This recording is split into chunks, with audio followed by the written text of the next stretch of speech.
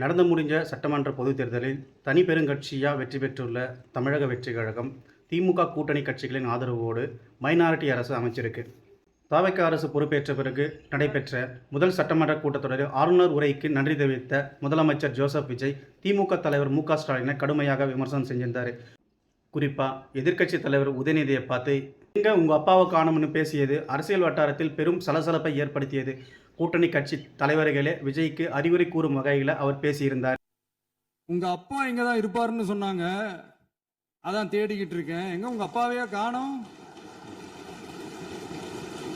நேற்று திமுக சார்பில் நடைபெற்ற பொதுக்கூட்டத்தில் பேசிய முன்னாள் அமைச்சர் KN நேரு மு க ஸ்டாலின் விரைவில் சட்டமன்றத்துக்கு வருவார்னு பேசியிருந்தார்.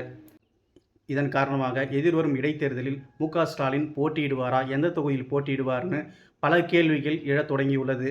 இதற்கிடையே இன்று செய்தியாளர்கள் சந்திப்பின் போது எதிர்வரும் இடைத்தேர்தலில் போட்டியிடுங்களா, குறிப்பாக திருச்சி கிழக்கில் போட்டியிடுங்களா என்று செய்தியாளர்கள் கேள்வி எழுப்பினாங்க.